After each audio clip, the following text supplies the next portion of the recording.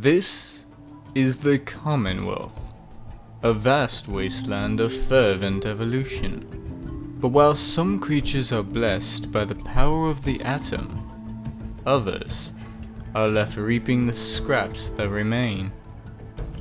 They are what's known as purveyors of waste and rubble. These are the burrowing burritos, known as the Molerat. Their innate nature for digging into the ground kept them from the worst effects of fallout. That is, for the ones in Massachusetts and West Virginia. Apparently the ones outside this region are pretty fucking dumb and ended up forgetting that main attribute of digging into the soil after the fact. So they must have been hit with some brain rot. One thing that is still shared is the resistance to cancer. And between a shrinking brain, the rad-tainted lands, and the blindness they failed to mutate out of, being able to fight cancer is somewhat of a silver lining. The fact that they're tameable is also quite handy. This here is Bucky. He's a good sport, fantastic guard, and a decent gardener at that. Keeps my soil fresh and well mixed. Makes plant rotation pretty easy too.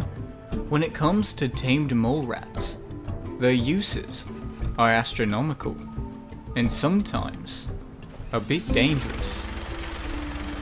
This is Kendall Parking, where one savvy individual has created a living, breathing, roaming minefield out of her. Randy, are you sure that's okay for the documentary? This is important, it's very educational. Alright.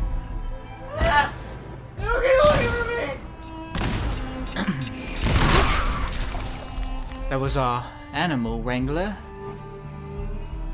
Moving on without them then.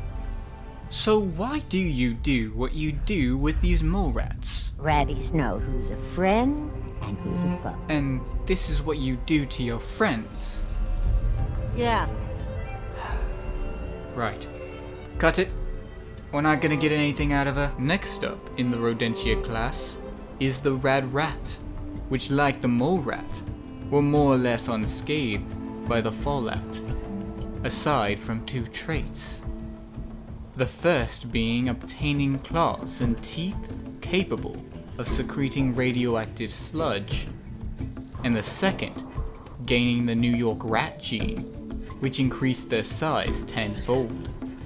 These enhancements, paired with a rat's potential to carry a slew of diseases, makes it a formidable adversary one could face. In the 14th century, the Black Death managed to wipe out a third of the world's population, as it spread like wildfire, wreaking havoc and leaving most hopeless, singing Ring Around the Rosie to ward off the bubonic plague. The culprit of the disease's far-reaching destruction? The rat, or more specifically, the fleas that rode upon them. It was actually more the fault of the people that it spread so quickly, but still, rats are rats, and therefore cannot be trusted. Just think your lucky stars there's no mutated fleas roaming around that we've heard of. We do have exploding rats though. They don't even need mines strapped to them. It's a feature. This is a nightmare. The last of the Rodentia class is the humble squirrel. Said to be not that different from their pre-war counterparts. Not much is actually known about them outside of the Appalachia, but it can be inferred that as dastardly as they probably look, at least they taste good. Deep within the thick fog of the island lies an elusive creature known as the Rad Rabbit. Yet another creature that managed to stave off radiation's greatest malformations, losing only most of their fur and growing horns out of multiple parts of their bodies. Their swiftness on foot can make a workout out of any hunter's day by building up their endurance, heightening their perception, and should you manage to catch one, increasing your luck with the power of a rabbit's foot. We doing business? That's all for now, and until next time, I'm Randy Cockett. And this is Fallout Geographic.